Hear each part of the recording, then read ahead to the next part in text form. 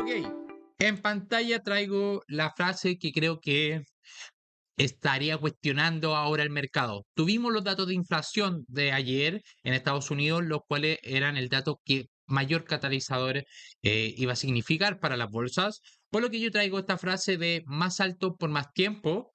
Esa ha sido la retórica que se ha manejado el mercado últimamente, en donde veíamos que las tasas de interés se mantenían más altas. Sin embargo, los datos de inflación hicieron que esto se cuestionara. Y ahora estamos viendo cómo estaría cambiando la retórica. Para eso les traigo esta presentación para que analicemos a detalle el dato IPC. Recordemos, los datos macroeconómicos, cuando vemos un número, debemos analizarlo. Lo que yo les digo, digerir el dato, ver cómo está estructurado el proceso de inflación, para luego ya poder sacar las interpretaciones y aquellos que quieren invertir a largo, mediano plazo, puedan tener mayor información. Para eso voy a desactivar mi cámara para que puedan contemplar, disculpen, la información. Aquí tenemos el dato de IPC que vimos ayer, lo tenemos segmentado en la tabla en donde vemos que las cuatro medidas de inflación, es decir, el dato anual y mensual de la general y subyacente, se ubicaron por debajo de la previsión. Y esto fue muy positivo para el mercado. Ya alertábamos antes del dato cómo ciertos modelos no estaban, que podíamos ver este escenario. Y vemos que la inflación anual se situó en el 3.2%. ¿Dónde se caracterizó la caída? Precio de la vivienda y combustible. ¿Dónde vimos un repunte? En transporte de servicio. ¿Ok? ¿Qué ha hecho esto? ¿Qué hizo este dato en el mercado? Está planteando la interrogante para los inversores en acciones y bonos sobre cómo podría afectar a la política de la Reserva Federal. Hemos visto que la labor está en un terreno restrictivo, ver una caída de la actividad económica para ver una caída de la presión inflacionaria. Entonces, ¿qué es lo que se estaría esperando? Se espera que la Reserva Federal mantenga una postura cautelosa para evitar fuertes caídas de las tasas de interés y grande aumento de las acciones, es decir, buscar este punto de equilibrio. Y acá le pongo un dato muy relevante. Históricamente, si la última subida de tipo de interés de la Reserva Federal fue esta que vivimos en julio, se espera que tarde 4 y 5 meses en comenzar a recortar los tipos de interés.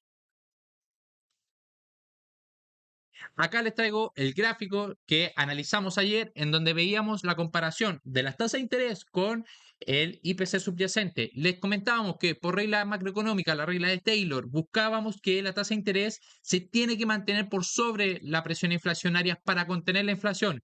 Y efectivamente, ahora actualizado con el gráfico de abajo, donde estoy apuntando con el puntero, vemos que se está consolidando la inflación subyacente, la que nos permite proyectarla a largo plazo por debajo de la tasa de interés, lo que es un dato muy positivo.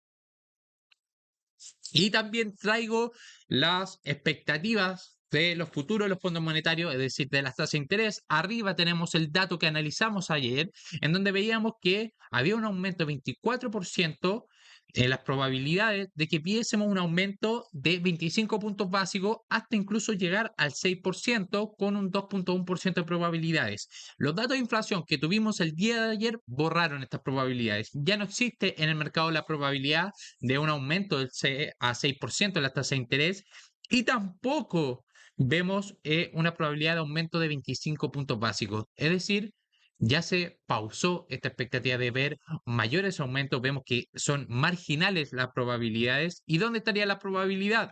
La probabilidad estaría en que las tasas se van a mantener en los niveles actuales hasta marzo de 2024 y también vemos que con un 30.2% descuentan que podríamos ver un recorte en marzo de 2024. Ya estamos viendo finales de las tasas de interés. Y también pronostican que vamos a ver 4 recortes de las tasas de interés, es decir, 100 puntos básicos para 2024. Vemos cuál es el estado de la inflación actual. La tasa anual se ubicó en el 3.2%, indicando una tendencia a la baja para las futuras inflaciones. Datos muy positivos. Veíamos cómo estaría repuntando el dato y este dato quitó ese sesgo que estábamos asumiendo con la inflación. El componente refugio o vivienda representó el 58% de la inflación subyacente. Excluyéndolo, la inflación sería de solo 1.1%, muy por debajo del objetivo del 2% de la Reserva Federal. Hemos recalcado que la metodología de cálculo, vemos que la vivienda suele ser más moderado, suele ser una media, lo que hace que, aunque haya caído la vivienda, no se traslada el IPC. Por eso hacemos estos cálculos. También estamos viendo estabilidad en la inflación subyacente. Vemos cómo la inflación subyacente, quitando el alquiler, ha vuelto al 2% y el aumento de los alquileres o arriendos se está desacelerando, sugiriendo cierta estabilidad en el aspecto. El dato de inflación de ayer fue muy contundente con la presión inflacionaria que estamos viendo. Pero recordar, cuando cae la inflación es que está cayendo la actividad económica y ahí comienza a entrar el otro riesgo de cola, que es el escenario de recesión. ¿Y cuáles son las perspectivas de la flexibilización monetaria? Vemos que las probabilidades de un aumento de tasa de la reunión en diciembre y enero son nulas, según la CME. Se prevé que la Reserva Federal inicie la flexibilización monetaria en marzo, lo que podría impulsar a la economía. Entonces, ¿qué es lo que está y cuál es la retórica que se está manejando el mercado? Soft landing o escenario de no recesión. Sabemos, y yo les he explicado, que tenemos varios indicadores adelantados que sí sugieren este escenario de recesión, pero todavía no vemos los datos en esa línea.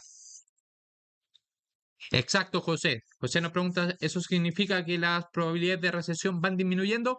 Al menos con estos datos, sí. ¿Por qué? Porque se prevé que no haya más endurecimiento de la política monetaria y esto baja las probabilidades de ver grandes efectos en la economía. Sin embargo, como le he comentado igualmente, tenemos indicadores adelantados que indican recesión y también no nos interesa si hay 25 puntos más, sino cuánto tiempo se van a mantener en este terreno restrictivo.